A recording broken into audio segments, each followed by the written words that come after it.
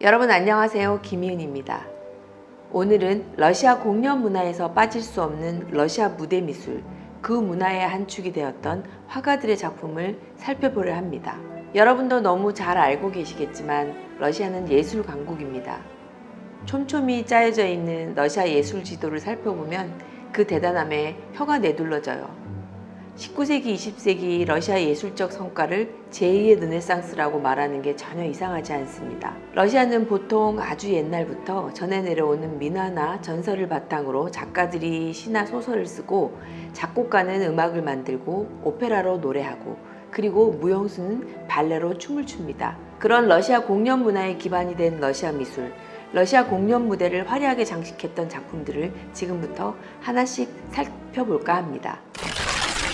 눈이 아름다운 여인, 이 그림이 걸려있는 트레차코프 미술관 브루벨방에 가면 백조공주가 정중앙에 걸려있고 호수처럼 맑은 눈을 가진 여인이 고개를 돌려 우리를 쳐다봅니다. 백조는 막 날개를 펴려는 듯 깃털 하나하나의 움직임이 살아있는 듯합니다. 이 그림은 림스키-코르사코프의 황제 술탄 이야기에서 백조공주를 연기한 화가 브루벨의 아내 자벨라의 모습입니다. 황제 술탄 이야기는 1900년 림스키-코르사코프가 작곡한 오페라 작품으로 알렉산드르 푸시킨의 원작에 페루스키가 리브레토를 썼다 합니다. 어느 날 악마의 성에서 호박벌의 습격을 받고 있던 가여운 백조를 왕자가 구해주었는데 그 백조가 아름다운 공주로 변해 둘이 행복하게 살았다는 그런 내용이죠. 특히 이 곡은 모르는 분이 없을 거예요. 2막 1장에 나오는 왕벌의 비행. 지금 배경음악으로 흘러나오는 바로 이 곡입니다. 진짜 벌들이 윙 날개짓하며 나는 것 같죠? 아르테미스를 추정하는 요정 슈링크스. 요정이니까 당연히 아름답겠죠? 그녀의 천사 같은 모습을 본 괴물판 또한 당연히 한눈에 반해버립니다. 근데 판의 모습이 어떤지 아시죠? 우락부락한 얼굴에 염소다리와 뿔을 가진 괴물이잖아요. 그리고 사랑한다고 열심히 외치겠지만 꾀꾀거리는 듯한 판의 목소리는 그의 진심을 전할 수가 없었습니다. 요정 슈링크스는 필사적으로 판에게서 도망만 다녔죠. 더 이상 판의 구애를 견디지 못한 슈링크스는 신들에게 도움을 청하고 그런 그녀를 안쓰럽게 생각한 신들은 그녀를 갈대로 만들어버립니다. 그렇게 사랑을 잃어버린 판의 한숨소리가 갈대 속을 지나 가냘프고 애끓는 소리로 변하니 그 갈대를 엮어 만든 피리는 천상의 아름다운 소리로 사람의 마음을 끌게 됩니다. 요정의 이름을 따 슈링크스라고 불리는 판의 피리인 펜플루트는 음색이 정말 애절한데요. 이런 슬픈 사연이 있어 그런 소리를 내나 봅니다. 사실 브루벨은 그림 속 판을 통해 시대의 아픔을 고스란히 겪고 있는 러시아 농민을 표현하고자 했다 합니다. 현실을 이겨낼 수도 없고 버텨내자니 너무 힘든 농민들이지만 굳은 의지로 역경을 버텨내는 러시아 농민들의 삶을 투영하고 싶었던 거지요. 기쁨과 슬픔의 새가 소리를 내고 있습니다. 환한 빛을 받아 기쁨의 노래를 하는 황금색 시린, 절망에 빠진 듯 좌절의 통곡을 내뱉는 검은빛 알코노스트. 한 나무에 기쁨과 슬픔의 새가 앉아 각자의 노래를 하고 있습니다.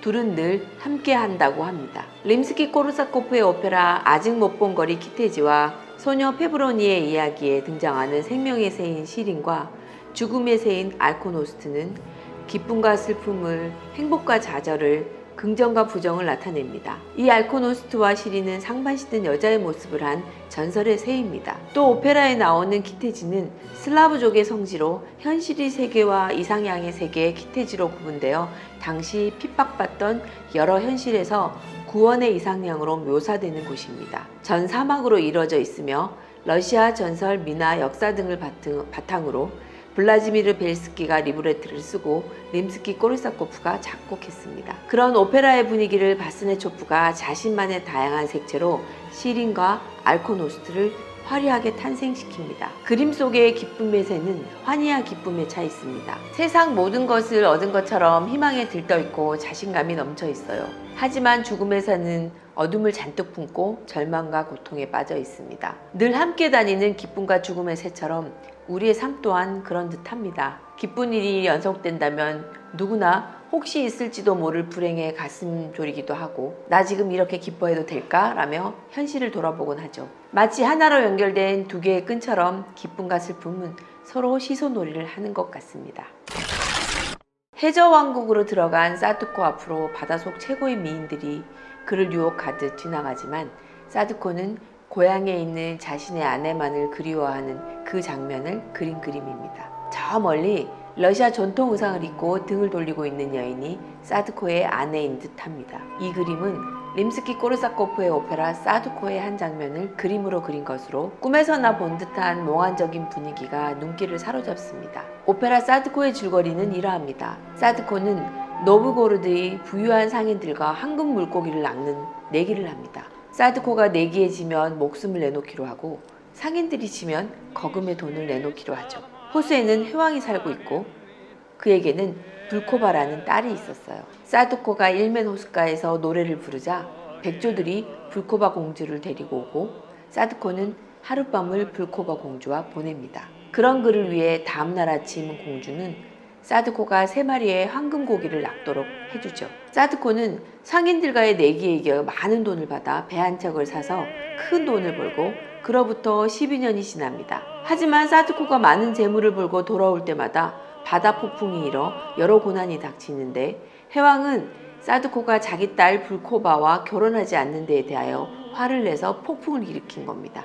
그렇게 호수 속 해왕의 궁전에 잡혀 들어간 사드코는 구슬리를 기가 막히게 연주하여 해왕뿐만 아니라 궁전에 있는 모든 대신들의 흥을 돋구어 춤을 추게 합니다. 드디어 경량이 잠잠해집니다.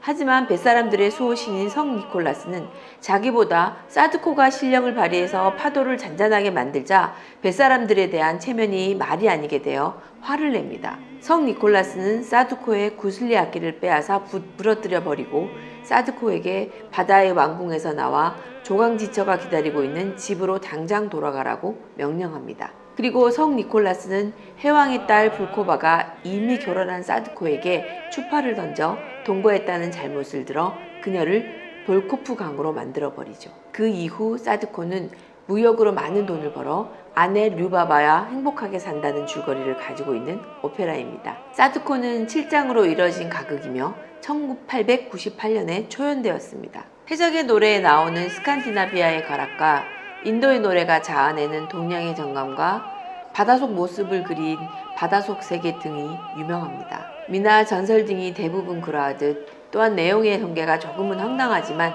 림스키-코르사코프의 아름다운 선율이 7장 전편에 걸쳐 펼쳐지면서 그 음악에 취하느라 전혀 지루하지 않습니다. 사실 상상만으로 바다속의 풍경을 재현하는 것은 어려운 작업입니다. 하지만 러시아 최고의 화가 렛빈은 아름다운 빛깔로 오페라를 표현합니다. 그림 속에 그려진 황금 물고기는 살아 움직이는 듯하고 사드코를 유혹하는 바다속 미녀들의 다양한 표정이 무척이나 흥미롭습니다. 역시 천만가지 표정예술의 마술사 렛빈다운 작품이라 할 수 있습니다. 아리스토텔레스는 왜 외형적인 미를 갈망하는가 라는 사람들의 물음에 장님이 아니라면 그런 바보 같은 질문을 할 수 없는 거죠 라고 서슴없이 대답합니다. 여러분도 공감하시나요? 예쁜 건 절대 불변에 질리며 선인가 봅니다. 동서고금을 통틀어 최고의 미, 비너스에 비견되는 아름다운 여자 프리네. 프리네는 기원전 4세기경 그리스의 직업 여성 헤타이라입니다.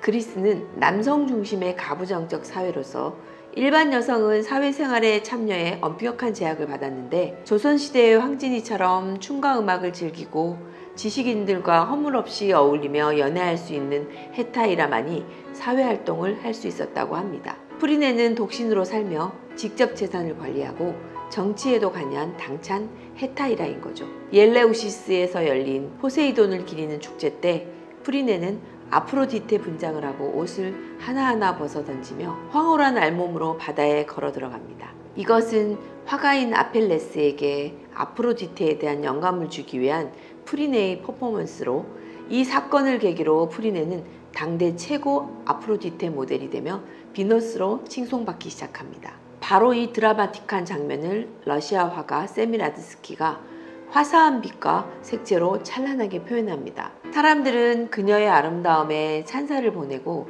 꽃을 던지며 여신의 퍼포먼스에 걸맞게 사랑의 신 에로스 또한 익살맞은 분장을 하고 프리네와 짝을 이뤄 축제 분위기를 한껏 돋우고 있습니다. 곧 프리네는 미끈한 몸매를 쭉 뻗어 바다로 뛰어들 것입니다. 찬란한 햇빛의 항연 앞에 아름다운 나신의 표현, 1년 내내 꽁꽁 얼어 있을 것만 같은 러시아에서 그려진 그림이라고 하기엔 너무도 화려합니다. 바로 진정한 아름다움이 뭔가를 거침없이 보여주는 러시아 미술의 힘인 거죠. 그럼 그 다음 프리네에 대한 신화는 어떻게 전개되었을까요? 찌질한 남자의 대명사 에우티아스가 프리네에게 구애를 하지만 뜻을 이루지 못하자 이 사건을 복수의 기회로 삼죠. 신성 모독죄로 그녀를 법정에 세웁니다.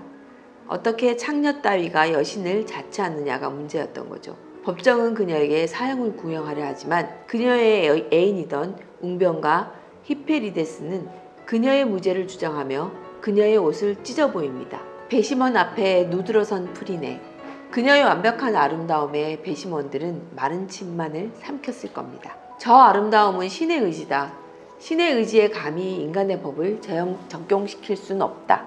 그래서 법정은 그녀에게 무죄를 선언합니다. 그리스인들은 아름다움은 신의 영역이고 선이라 믿고 있었기 때문에 그녀를 용서하는 것은 신의 의지인 선을 실천하는 것이라 생각한 거죠.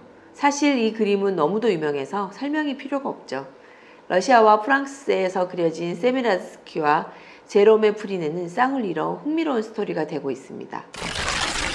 여러분, 신화와 전설 어떻게 들으셨나요? 저는 또 다른 재미있는 이야기를 준비해서 여러분 앞에 다시 찾아오겠습니다. 안녕히 계십시오.